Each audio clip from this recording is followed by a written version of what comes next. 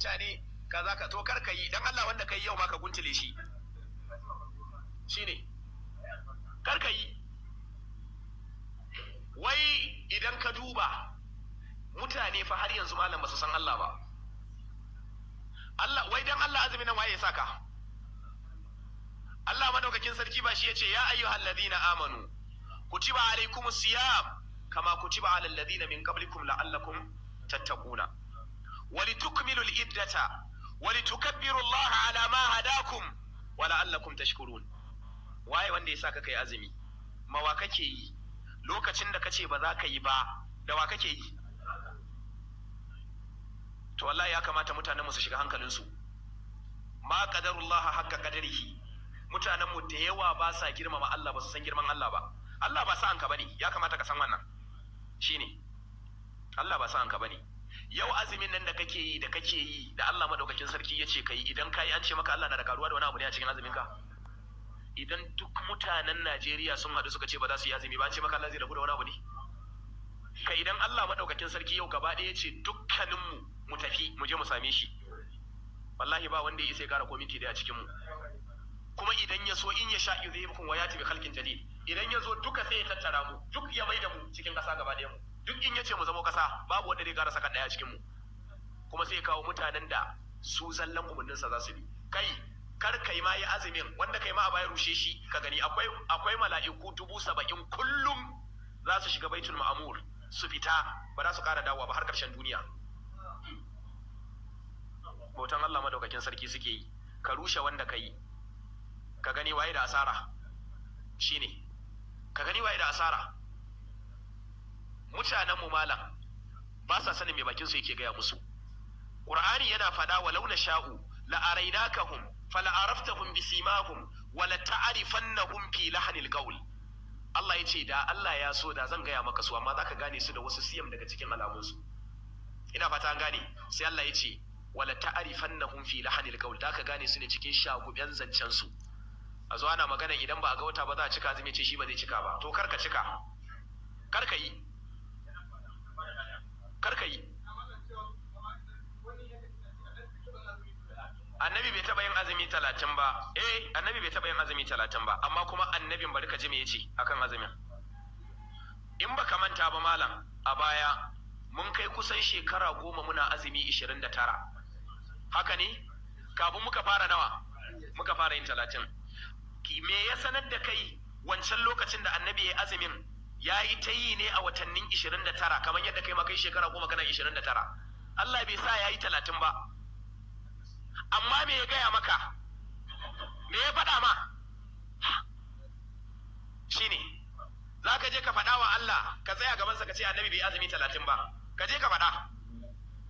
Ka je ka faɗa wa Allah haka. Ka ce bai azumi 30 ba. Ka ce bai azumi 30 ba. Allah madaukakin sarki ya samu dace. Ga maganganu da malamai suka yi.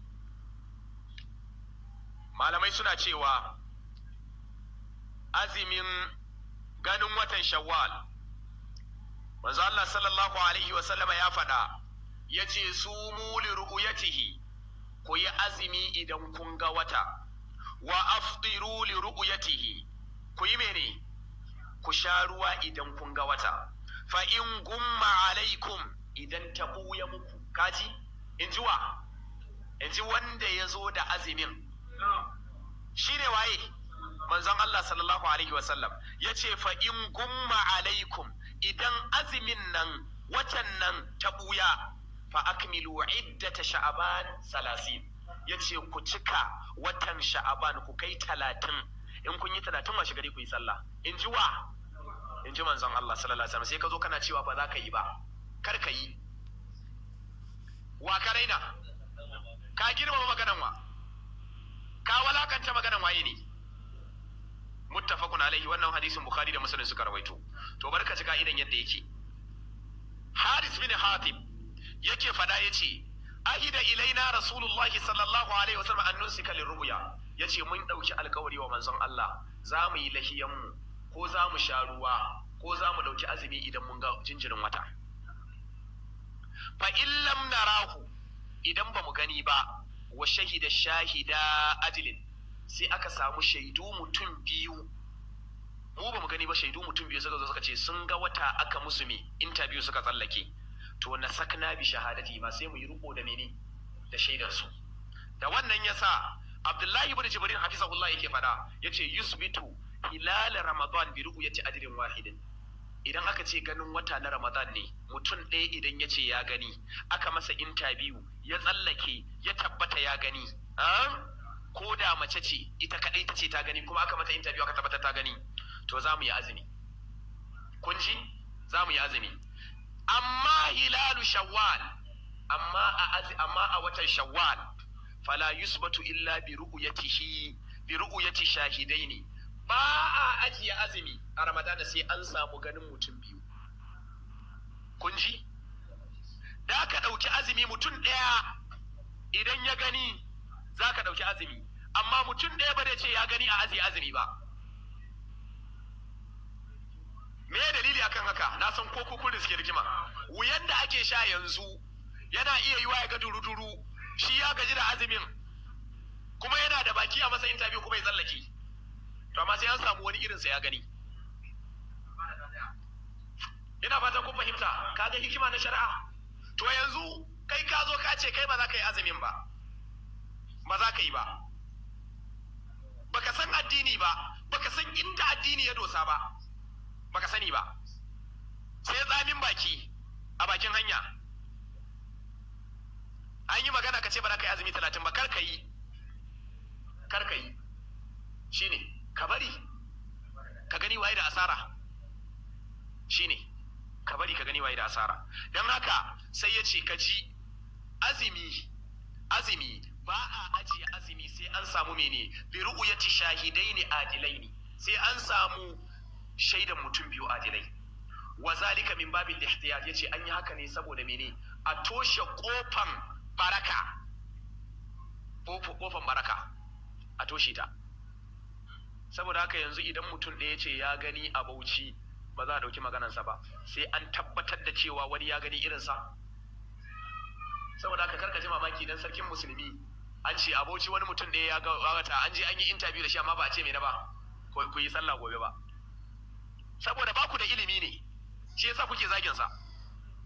To zai ajiye maganan da ya sani ne ya ɗauki maganan ku?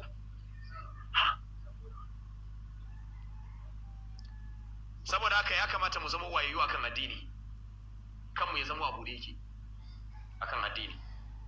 Wannan addinin da kake kallo addini ne na ikra, komi karatu ne a cikinsa, komi karatu ne a cikin addinin. Saboda haka ba a yi da kai, ba a yin addinin da kai. Allah ya samu wani lafiya. Ka ji sakon?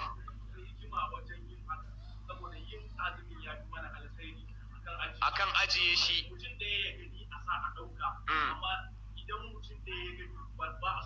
Ba so a ajiye. Ya fi alkhairi akan mene akan ajiye shi. Shine in banda ma malam wahayin shedan ka yi 29 amma akan ɗaya shedan yayi yunkurin mene rusa ma aikinka. Shine mana. Saboda akwai maganganun da aka faɗa wanda wannan maganan zai iya fusata Allah. Shine lokacin da manzo Allah yake faɗa yake cewa innal abda la yatakallamu bil kalimati ma yatabayyanu fiha yazillu biha fi nari jahannam ab'ad ma bainal mashriqi wal maghrib. Mutum zai faɗi magana yana kallon ba komi bane, kalma ce dai da ka faɗe ta, ba zan yi azumin ba in gobe ma an ce za a kara, kuma fa karshe ta je ta dawo sai kai. Duk tsamin bakin da kake sai kai. Amma sai da shedan ya maka wahayi ya rusa aikin 29 da kai. Ma ya tabayyana fiha, kana ganin ba komi bane, ya sillu biha fi nari jahannam, wannan magana ta zata nitsa ka wutar jahannama. Mu yi hatara, Allah ba bokin wasan ka bane, ka girmama Allah. In za mu faɗi magana akan abin da ya shafi addini wanda yake da alaka da Allah, ka mene ka san me da ka faɗa. Yawa wannan dalilin ne ya saka yan ɗariƙa suke ganin na gaya musu bakar magana da suka ce daren lailatul qadari ta fi me, wai fuskan Inyas ya fi daren lailatul qadari, nace fuskan Inyas kuma gwanda kashi da fuskansa. To su ba su dubi lailatul qadarin da suka walakanta ba, yanzu fuskan Inyas din ne yake musu zafi, suke ta zage-zage. Shine suke ta zage-zage. Yawa sai ka rasa gane mutanen nan ina hankalinsu yake. Yawa shine Allah ya shiryar da mu. Masalan da bari mu gama tukunna malam akan wannan gaban, inda yanzu za mu ɗauki azumi ranar 30 aka ce ba a ga wata ba, 29 yau ba a ga wata ba, la samaha Allah, sai aka ce ba a ga wata ba, muna azumi na 30 kawai sai wata ta bayyana da rana, to azumin na menene? Wannan watan ba na Shawwal bane, na Ramadana ne. Da haka za mu ci gaba da azumin mu, wannan shine batun da malamai suka yi. Karasawa kawai zama mu yi 30 din mu, ba mu ce mu sha ruwa da rana ba. Ina fata an gane. Yawa sai ka jira gobe kawai sai a tashi da sallah shikenan. Ina fata an gane. Wannan shine magana. Saboda haka mu yi hankali da kuma irin abubuwan da bakunan mu suke gaya mana. Mu ji tsoron Allah, mu sani Allah madaukakin sarki zai mana tsiye akan wannan. Allah madaukakin sarki ya samu dace.